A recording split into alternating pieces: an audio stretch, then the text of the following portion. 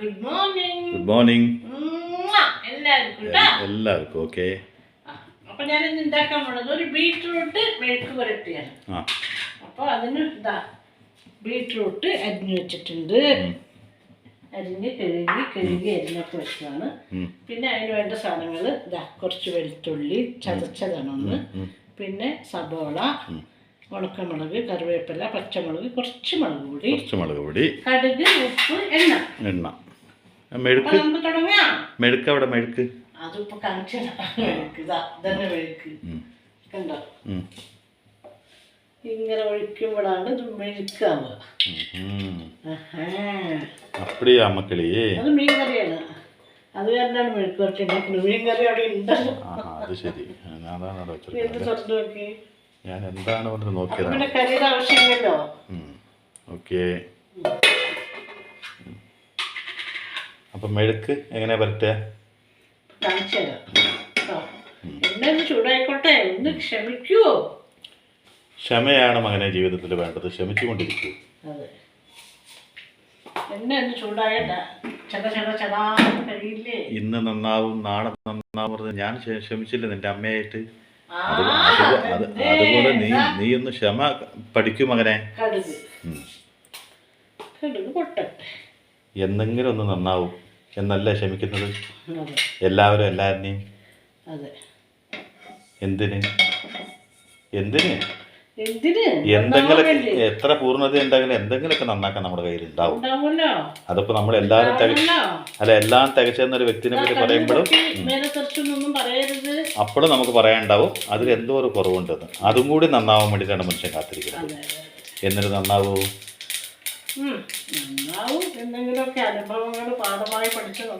എന്ന് പറയാ അല്ലേ. ഉണക്കമുളക് ഇട്ടു, കടുക് പൊട്ടി, വെളുത്തുള്ളി ഇടാം. പിന്നെ നമുക്ക് കറിവേപ്പില ഇടാം. അല്ല, ഞാൻ അമ്മ പറഞ്ഞ പോലെ പറയുകയാണ്. ഇത്ര നേരം ഇവിടെ കറണ്ട് പോയിണ്ടാവും, അതുപോലെ പറഞ്ഞു അമ്മ. അതാണ് അമ്മക്കറിയാത്തത്.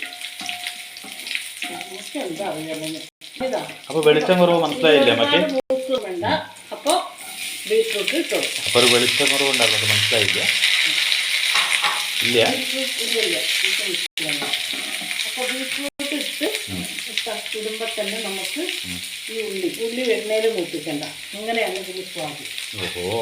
അതിനാണ് നമ്മൾ ഉള്ളി ഇടാൻ പോകുന്നത് കേട്ടോ. ഇതിന് ക്യാബേജിന് ഇതിനൊക്കെ ഇങ്ങനെ അതായത് നമ്മൾ മൂപ്പിച്ചിട്ട് ഉണ്ടാക്കും. പക്ഷെ ഓരോരോ രീതിയിലല്ലേ ഓരോരുത്തരും. നമ്മൾ എങ്ങനെയാ ചെയ്യേണ്ടത് മാത്രം പറഞ്ഞാൽ മതി. ഈ പച്ചമുളക് ഇതിട്ടിട്ടുണ്ട്. എന്നിട്ട് നമുക്ക് ഉപ്പ് എന്ന് പറഞ്ഞാൽ എപ്പോഴും കുറച്ച് ഉപ്പിടാവും. ബീറ്റ്റൂട്ടിന് ഉപ്പിന്റെ അംശമുണ്ട്. എനിക്കിത് അറിയില്ലായിരുന്നു. ഞാൻ എപ്പോ ബീറ്റ്റൂട്ട് വെച്ചാലും ഉപ്പ് ഇടും. അപ്പൊ എന്നോട് ഒരാൾ പറഞ്ഞു ബീറ്റ്റൂട്ടിൽ ഉപ്പിന്റെ അംശമുണ്ട്, അതുകൊണ്ട് എപ്പോഴും ബീറ്റ്റൂട്ടിന് കുറച്ച് ഉപ്പേ ഇടാവൂ. ഇത് ബീറ്റ്റൂട്ടിൽ ഉപ്പുണ്ടാവും, അപ്പൊ കുറച്ച് ഉപ്പേ ഇടാവൂ. അതെങ്ങനെ ഇതിൽ ഉപ്പുണ്ടാവുക? അങ്ങനെയാണ് പറയുന്നത്. അത് എങ്ങനെയാണെന്നൊന്നും എനിക്കറിയില്ല. നമുക്കിതൊന്ന് അടച്ച് വെക്കാതെ അപ്പൊ ഇതിവിടെ ഇരുന്ന് വേവട്ടെ. എന്നിട്ട് പിന്നെ അത്യാവശ്യം എല്ലാവർക്കും സ്വയം മോട്ടിവേറ്റ് ചെയ്യാൻ അറിയുന്നവരാണ് കേട്ടോ. എന്നാലും മോട്ടിവേഷൻ ഒരു നല്ല കാര്യമാണ്, ഞാൻ ഇല്ല എന്ന് പറയില്ല.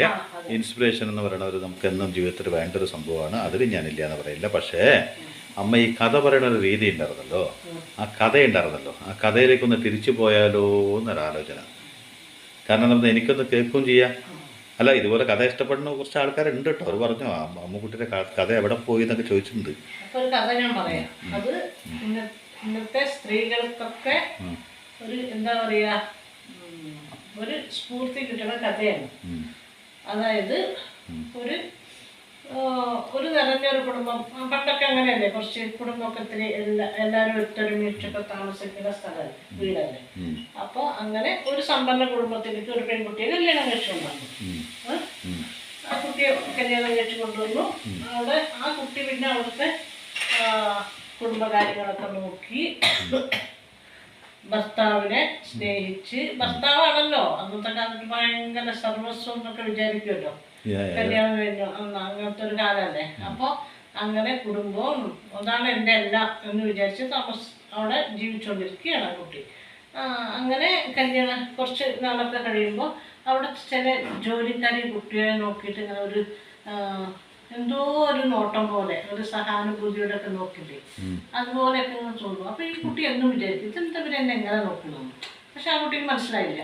പിന്നെ ഒരാൾ വന്നിട്ട് പറഞ്ഞു, കുറച്ച് പ്രായമായ ഒരു സ്ത്രീ വന്നിട്ട് പറഞ്ഞു, വെച്ചേ മോളെ നിന്റെ ഭർത്താവ് ഇവിടുത്തെ ചെറിയ മുതലാളിയില്ലേ, ആളൊരു നാടക കമ്പനിക്ക് പോകണ്ടല്ലോ, ദിവസം നാടകം കാണാൻ. അവിടുത്തെ ആ ഒരു നർത്തകിയായിട്ട് എന്തോ അരുതാത്ത ബന്ധമുണ്ട് മോളെ, അതൊന്ന് സൂക്ഷിക്കണം, നിന്റെ ജീവിതത്തിന് അത് ബാധിക്കുന്നു. അപ്പോൾ ഇവർക്കത് വിശ്വാസം വന്നില്ല. കാരണം ഭർത്താവെന്നും നാടകം കാണാൻ പോണ കാര്യം ഇവർക്കറിയാം, നാടകപ്രിയനാണല്ലോ, പ്രിയനാണെന്നും അറിയാം. അപ്പം പറഞ്ഞു അങ്ങനെയല്ല, അത് നാടകം ഒരുപാട് ഇഷ്ടമാണ് എൻ്റെ ഭർത്താവിന്, അതുകൊണ്ടാണ് പോണത്, അങ്ങനെ നിങ്ങൾ വിചാരിക്കുന്ന പോലെ ഒന്നും ഉണ്ടാവില്ല എന്ന് പറഞ്ഞു. നല്ലൊരു ഭാര്യ, പാവം. ആ ഒരു വിശ്വാസം ഭർത്താവിനോടുള്ള. പക്ഷെ അങ്ങനെ അങ്ങനെ അങ്ങനെ അത് പലരിൽ നിന്നും കേൾക്കാൻ തുടങ്ങിയപ്പോൾ ഈ കുട്ടിക്ക് എന്തോ ഒരു മനസ്സിലൊരു വിഷമം തോന്നിയിട്ട് നേരിട്ട് നമുക്കൊന്ന് പോയി നോക്കാമെന്ന് പറഞ്ഞ് ഒരു ദിവസം നാടകം കാണാൻ ഈ കുട്ടി പോയപ്പോൾ അവിടെ ഭർത്താവിന് ആ നർത്തകിയും കൂടി ഇവർ കാണാനിടയായി. അപ്പോൾ അവർക്ക് എന്താ അറിയും, അവരുടെ ആ പെരുമാറ്റം, അവരുടെ സംസാര രീതി, അവരുടെ എല്ലാം കണ്ടപ്പോൾ അവർ പറഞ്ഞ ബന്ധം ശരിക്കും ഉറപ്പായിട്ട് ഉണ്ട് എന്നുള്ളത് ഇവർക്ക് മനസ്സിലായി ഭാര്യയ്ക്ക്. അങ്ങനെ അവർ തിരിച്ചു വന്നു. അന്ന് രാത്രി നാടകം കഴിഞ്ഞ് ഭർത്താവ് വന്നപ്പോൾ ഭക്ഷണമൊക്കെ കൊടുത്ത് നല്ല രീതിയിൽ ഒരു പിണക്കമൊന്നും കാണിക്കാതെ ചോദിച്ചു. പിന്നെ ഉറങ്ങാൻ വന്ന സമയത്ത് ചോദിച്ചു, അതെ ഇങ്ങനെ എന്തിനാ നിങ്ങൾ ഇങ്ങനെ എന്നോടൊരു വഞ്ചന കാട്ടുന്നത്, എന്ത് കുറവാണ് ഞാൻ നിങ്ങൾക്ക് തന്നിട്ടുള്ളതെന്ന് പറയും. അപ്പോൾ അയാൾ എന്താണെന്ന് ഞാൻ അങ്ങനെ പറഞ്ഞു, അല്ല ഇങ്ങനെ നാടക കമ്പനിയിലെ നർത്തകിയുമായിട്ട് നിങ്ങൾക്ക് ബന്ധമുണ്ടെന്നുള്ളത് എനിക്ക് മനസ്സിലായി. അപ്പോൾ എന്നിൽ എന്ത് കുറവാണുള്ളതെന്ന് പറഞ്ഞാൽ ഞാനത് ശരിയാക്കി ജീവിക്കാം, തിരുത്തി ജീവിക്കാമെന്ന് പറയും. അപ്പോൾ പറയും എന്തുകൊ അവളെ എനിക്ക് ഇഷ്ടമാണ്, ഞാൻ അവളും ഇഷ്ടത്തിലാണ്, ഇതിനേക്കാളും എനിക്ക് അവളെ ഇഷ്ടമാണ്, നിങ്ങൾക്ക് ഇല്ലാത്ത പലതും ഞാൻ അവളെ അങ്ങനെ പറഞ്ഞു. അപ്പോൾ ഇവർ പിന്നെ ഒന്നും പറയാനില്ലല്ലോ, അവർ മൗനമായിട്ടിരുന്നു. അത് കഴിഞ്ഞ് ഒരു 2-3 ദിവസം കഴിഞ്ഞപ്പോൾ ഇയാൾക്കൊരു സംശയം, അതായത് വീട്ടിൽ ഇവിടെ പറയും, പിന്നെ ഇത് പ്രശ്നമാകും. അപ്പോൾ വീട്ടിൽ നിന്ന് പ്രശ്നമായി നർത്തകിനെ വേണമെങ്കിൽ ഇവിടെ നിന്ന് നാട്ടിൽ നിന്ന് ഓടിക്കുക അങ്ങനെയൊക്കെ ചെയ്യും, ഞങ്ങളുടെ സ്നേഹം ഇല്ലാണ്ടാവുമെന്ന് പറഞ്ഞ് ഇയാൾ കുറേ കാശും സ്വർണം എല്ലാം എടുത്ത് ഈ നർത്തകിയും കൊണ്ട് സ്ഥലം വിട്ടു. അവർ സ്ഥലം വിട്ട് കഴിഞ്ഞു. അപ്പോൾ ഈ പെൺകുട്ടിയെ കുറിച്ച് അവ ഓർത്തതേ ഇല്ല ഭർത്താവ്. അവിടെ ആ പെൺകുട്ടി ആ വീട്ടിനുള്ളിൽ ഇങ്ങനെ ജീവിക്കുമ്പോൾ അതിനൊരു വല്ലാത്തൊരു വിഷമമായി തുടങ്ങി. ഞാൻ ഒന്നും ഇതായി പോയില്ലേ, എൻ്റെ ഭർത്താവിന് പോലും എൻ്റെ വിലയില്ലാണ്ടായില്ലേ, ഞാൻ എന്താ ഇങ്ങനെ, ഞാൻ എങ്ങനെയാണ് ഇനി ജീവിക്കുക എന്നൊക്കെ ഇങ്ങനെ ആലോചിച്ചിട്ട് ഇതിന് തോന്നി. അപ്പോൾ പണ്ട് ചെറുപ്പത്തിലെങ്ങോ ഈ കുട്ടി നന്നായി പാടുന്നൊക്കെ ആരൊക്കെ പാടുന്നു പറഞ്ഞ സ്വരം നല്ലതാണ് എന്ന് ആരോ പറഞ്ഞ് കേട്ടിട്ടുണ്ട്.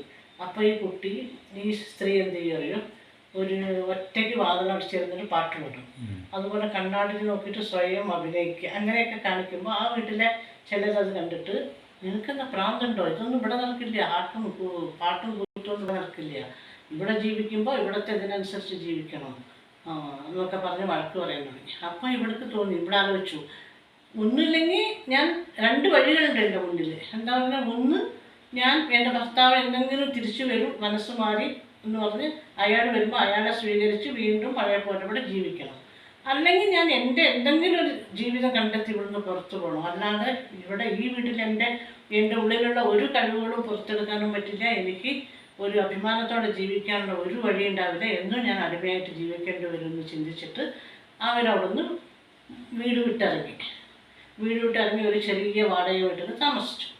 വാടക വീട്ടിൽ താമസിച്ച് ഇവർ അവിടെ ഇരുന്നിട്ട് അവർക്ക് ഇഷ്ടത്തിന് അങ്ങനെ സ്വയം അവരെന്നെ പാടലും അങ്ങനെയൊക്കെ ഓരോന്നും റിഹേഴ്സൽ ചെയ്യില്ലേ നമ്മൾ, അതുപോലെയൊക്കെ ചെയ്ത് ഒരു ചെറിയ കഴിവ് പുറത്തെടുത്ത് നാടക കമ്പനിയിൽ പോയിട്ട് ചോദിച്ചപ്പോൾ ഇവരുടെ കഴിവ് കണ്ടിട്ട് അവർ ചെറിയ കാര്യങ്ങൾ ആദ്യം കൊടുത്തു.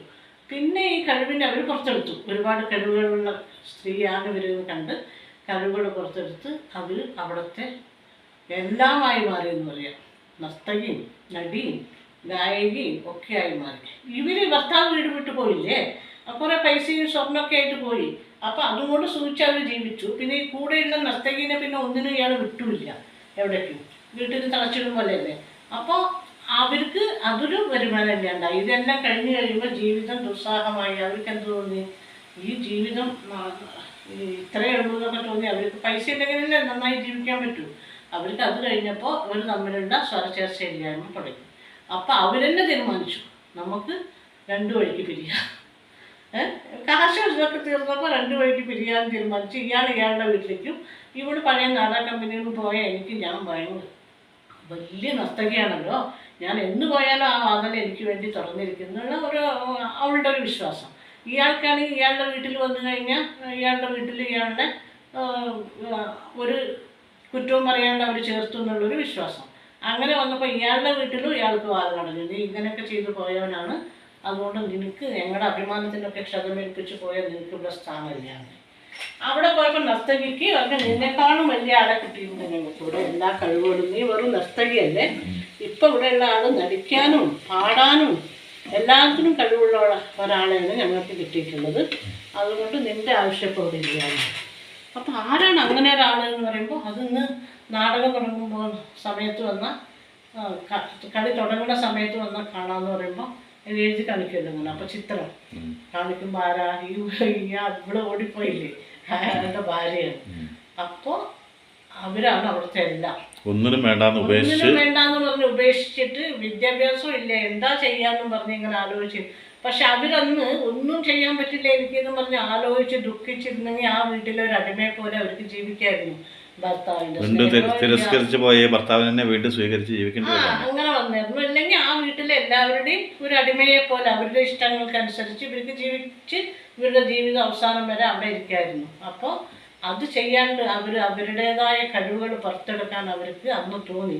പക്ഷെ ഒന്നുണ്ട്, ഇന്ന് പലരും ഉണ്ടല്ലോ അതുപോലെ വേണ്ടാന്ന് പറഞ്ഞ് മുക്കിൽ വലിച്ചെറിഞ്ഞവരായിരിക്കും ഇന്ന് പല വിധത്തിലും ഉന്നതിയിലെത്തുന്നുണ്ട് അല്ലേ, കാണുന്നില്ലേ, നമ്മൾ ഒരുപാട് പേരുണ്ട്. അപ്പോൾ എല്ലാത്തിനും ഒരു സമയമുണ്ടെന്ന് മാത്രം നമ്മൾ ഓർക്കണം. കാരണം സമയം അത് നമുക്ക് വേണ്ടി കാത്തു നിൽക്കില്ല. അപ്പം നമ്മൾ ആ സമയത്ത് ചെയ്യണം അത്. അപ്പോൾ ആ പെൺകുട്ടി കുറച്ചു കാലം കൂടി അവിടെ ഇങ്ങനെ ചടച്ച് ഒരു വീട്ടിൽ തടക്കപ്പെട്ടിരിക്കുകയാണെങ്കിൽ അവർക്കത് പറ്റിയിരുന്നില്ല. പക്ഷെ അവർ സമയത്തിന് ഒരു തീരുമാനം എടുത്തു. അതേപോലെ ഒരു സമയമുണ്ട്, ആ സമയം നമുക്ക് വേണ്ടി കാത്തു നിൽക്കില്ല. നമ്മുടെ സമയത്തിന് വേണ്ടി നമ്മൾ സമയത്തെ ഉപയോഗിക്കണം. ആ സമയത്ത് ഉപയോഗിച്ച് കഴിഞ്ഞാൽ ഉറപ്പായിട്ടും ഒരു സ്ത്രീക്ക് അഭിമാനത്തോടെ ജീവിക്കാൻ പറ്റും. എന്താ പറഞ്ഞാൽ അതങ്ങനെയാണ്. അവളുടെ ഉള്ളിലുള്ള കഴിവുകൾ അവൾക്ക് മനസ്സിലാവണമെങ്കിൽ അവൾക്കൊരു വീഴ്ച പറ്റണം. ആ വീഴ്ച പറ്റുമ്പോൾ അത് അവളുടെ ഒരു വഴികാട്ടിയായി മാറ്റാൻ അവൾക്ക് കഴിയണം. അവൾ സ്വയം ചിന്തിച്ച്, മറ്റുള്ളവരെ കൊണ്ടല്ല, അവൾ തന്നെ സ്വയം ചിന്തിച്ച് അവളിലുള്ള കഴിവുകൾ പുറത്തെടുത്ത് അവൾ ജീവിക്കാൻ പഠിക്കണം. പ്രായമുണ്ട് ഒന്നാണ്. അപ്പോൾ ഇന്നത്തെ തലമുറയിലെ പെൺകുട്ടികൾ അവനവൻ്റെ കഴിവുകൾ പുറത്തെടുത്ത് ഇതേപോലെ അഭിമാനത്തോടെ ജീവിക്കാൻ അവർക്ക് കഴിയും.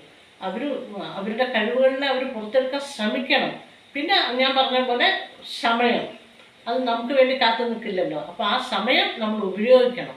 അല്ലാണ്ട് സമയം കഴിഞ്ഞു പോയിട്ട് നമുക്ക് പറഞ്ഞിട്ട് കാര്യം ഉണ്ടാവില്ല. എല്ലാത്തിനും ഒരു സമയമുണ്ട്.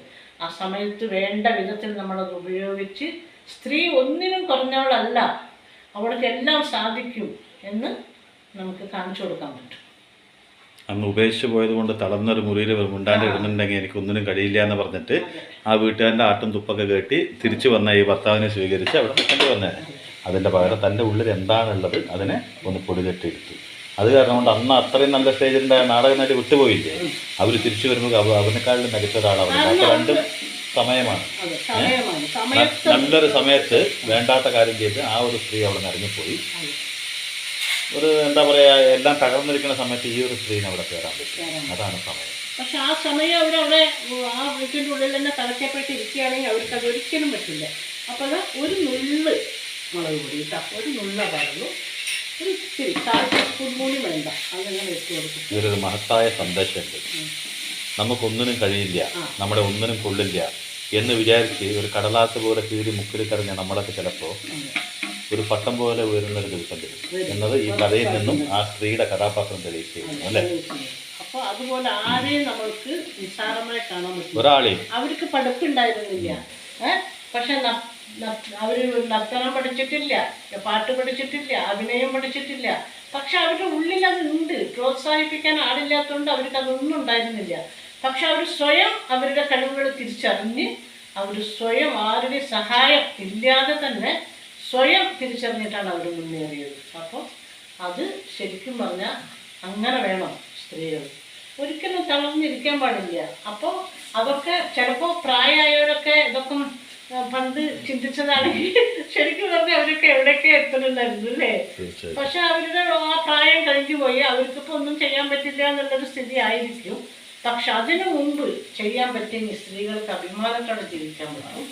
അവർക്ക് ആരുടെ ഒരു സഹായം ഇല്ലാണ്ട് സ്വന്തം കാലിൽ നിന്ന് അവർക്ക് അഭിമാനത്തോടെ എനിക്കും എല്ലാം കഴിയും എന്ന ഉറച്ച വിശ്വാസത്തോടെ നമുക്ക് ഈ ലോകത്തെ കാണിച്ചു കൊടുക്കാൻ പറ്റും. ആത്മാർത്ഥമായ ഒരു മനസ്സുണ്ടെങ്കിൽ സത്യസന്ധമായ ഒരു വഴി, അത് സ്ത്രീനാണെങ്കിലും പുരുഷനാണെങ്കിലും തീർച്ചയായിട്ടും തെളിയും. പക്ഷെ അതുപോലെ തന്നെ ലോകത്ത് ഒരാളെയും നമ്മൾ ഇല്ലെങ്കിൽ ലോകം അവസാനിച്ചു എന്ന് ആരോടും ഒരിക്കലും പറയരുത്. കാരണം നമ്മളില്ലെങ്കിലും ഈ ലോകം ഉണ്ടായിരുന്നു, നമുക്ക് ശേഷം ഈ ലോകം ഉണ്ടാവും. അപ്പൊ നമുക്ക് ജീവിച്ചേ തീരൂ, മരണം വരെ നമുക്ക് ജീവിക്കണ്ടേ. ഒരാളില്ലെങ്കിൽ ഒരാൾ ഉണ്ടാവില്ല എന്നൊരു വാക്ക് ഒരിക്കലും സത്യമല്ല. കാരണം ഞാൻ ജനിക്കുന്നതിനേക്കാളും മുമ്പ് ഈ ഭൂമി ഉണ്ടായിരുന്നു, എൻ്റെ മരണശേഷവും ഈ ഭൂമി ഉണ്ടാവും, അതാണ് സത്യം. അപ്പോൾ ഒരാൾക്കും എന്താ പറയുക, നീ ഇല്ലെങ്കിൽ ഞാനില്ല, അങ്ങനെ ഒരു വാക്കില്ല അല്ലേ. പക്ഷെ ഒരു പ്രതിസന്ധി വരുമ്പോൾ മാത്രമാണ് അവനവൻ്റെ ഉള്ളിൽ വരുന്ന ഓരോ സംഭവങ്ങളും തിരിച്ചറിയാൻ സാധിക്കും. ഒരു കണക്കിന് നല്ലതാണ്, കാരണം പ്രതിസന്ധികളാണ് നമ്മളെ ഉയർച്ചയിൽ എത്തിക്കുക.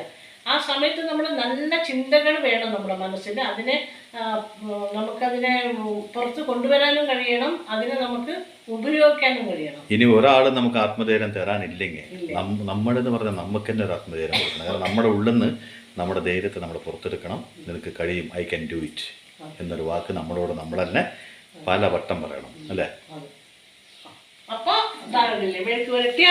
എവിടെ മെഴുക്ക് പറ്റിയ ഞാൻ കണ്ടില്ലല്ലോ. ഈ എണ്ണയൊക്കെ ഇങ്ങനെ ഇതായിട്ട് ഇങ്ങനെ കിടക്കില്ലേ, ഇതാണ് മെഴുക്ക് പറ്റി. അത് എണ്ണയാണോ മെഴുക്ക് എന്ന് പറയാ? ആ എണ്ണയിലിട്ട് നമ്മൾ ഇതൊക്കെ അങ്ങനെ ചെയ്യില്ലേ, അതിനെയാണ് മെഴുക്ക് പറ്റി എന്ന് പറയാ. പക്ഷെ എനിക്കിതൊന്നും അറിയില്ലായിരുന്നു. ഇപ്പൊ എന്റെ കുടുംബാംഗങ്ങൾ ചിലർ പറഞ്ഞു തന്നിട്ടാണ്. ഞാൻ എല്ലാത്തിനും ഉപ്പേരി